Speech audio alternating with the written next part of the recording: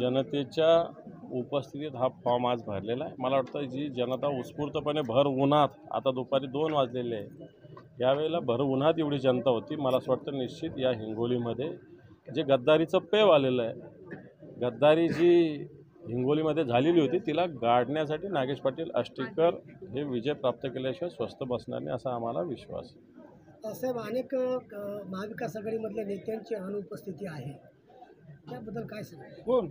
कोणाची? प्रज्ञाताई सातव नव्हत्या, जयप्रकाश दांडेकर रोकर नव्हते।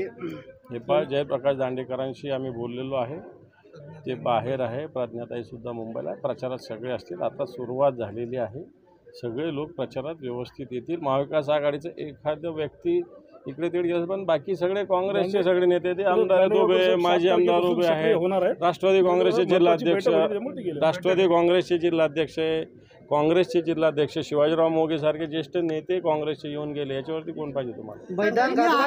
मैदान गाजवायच्या अगोदरच मैदान सोडल्याची चर्चा आहे। विद्यमान खासदार हेमंत पाटील यांची उमेदवारी कटल्यात गणती आहे, तशी सुतोच पण आता शिवसेना आमदारांनी सांगितलं। मला असं वाटतं हे कर्माची फळं आहेत।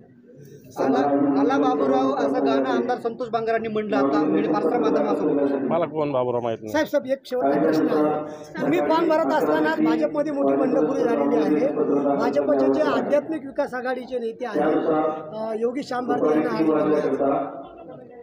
मला असं वाटतं बंडखोरी हो न हो, गद्दाराला तिकीट भेटो न भेटो, आम्ही त्याच्याकडे आता लक्ष देणार नाही। आमचा प्रचार आम्ही करून आम्ही आमचा विजय प्राप्त करू। भाजपच्या नेत्याची बंडखोरी कशी थांबवणार? ते भाजपला विचारा, मी काय सांगणार। नागेश पाटील आष्टीकर यांच्या प्रचारासाठी बडे नेते महाविकास आघाडीचे कोण कोण हजेरी लावणार आहेत? महाविकास आघाडीचे सगळे नेते येणार, उद्धवजी येणार, पवारसाहेब येणार, काँग्रेसचे पण नेते येणार, इथं राज्यातले नाना पटोले, अमित भैया देशमुख हे या ठिकाणी येणार आहे। असा दौरा टेंटेटिव्ह आता ठरलेला आहे। उद्धव साहेबांच्या मराठवाड्यामधल्या सभांचं नियोजन कसं आहे?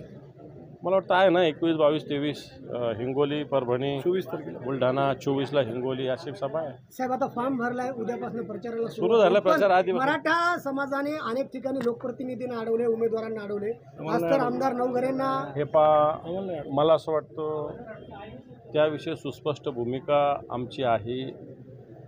मराठा समाजाच्या आरक्षणाच्या विषयी आम्ही तर सांगितलं, संसदेमध्ये कायदा झाला पाहिजे। आताचा हा कायदा कुचकामी आहे आणि संसदेत कायदा व्हायचा असेल तर आमचं सरकार आलं पाहिजे। नाही, पण लोकप्रतिनिधींना गावागावामध्ये अडवल्या जाते। अपोजिशन लीडर म्हणून तुमचं त्यांना काय आव्हान? मला असं वाटतं विचार सगळ्यांचे ऐकले पाहिजे। आपण लोकशाही राज्यामध्ये राहतो, सगळ्यांच्या भूमिका असतात। मराठा समाजाच्या ज्या भूमिका असतील त्या आरक्षणाच्या जो उमेदवार असेल त्याला विचारल्या पाहिजे, पण अडवणूक पिळवणूक वगैरे ह्या गोष्टी मला असं वाटतं योग्य नाही।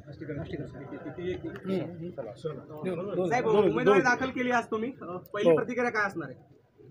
काही नाही, आम्ही आमच्या पद्धतीनं आज आमचे सर्व नेते मंडळी, आघाडीची सर्व नेते मंडळी यांच्या समक्ष माझी उमेदवारी आज दाखल झालेली आहे आणि आम्हाला खूप उत्स्फूर्त प्रतिसाद सर्व आमच्या घटक पक्षाच्या सर्व कार्यकर्त्यांनी दिलेला आहे। आज मोठ्या संख्येने एवढ्या उन्हामध्ये सर्व कार्यकर्ते, आमचे सर्व सहकारी मित्र सगळे हजर होते। तुम्हाला विधानसभेत पराभूत केलेलेच उमेदवार तुमच्या विरोधात असतील आता? असतील ना, तर दुमत नाही का, आमच्याच पक्षाच्या आमच्याच माणसाने आम्हाला केलेलं होतं, त्याची काळजी करू नका। आता काळजी करू नका। विजय असलेले आमचे मधुरावजी पाटील बाजूला आहेत आणि आमची त्यांची जर बेरीज जर करायला गेली तर हे खोटं राहतील, त्याचं काही सांगता येत नाही। एकच सांगतो मी की त्यांनी एक काम चांगलं केलं, ज्या माणसानं उद्धव साहेबाला धोका दिला त्या माणसाला या माणसानं धोका दिला।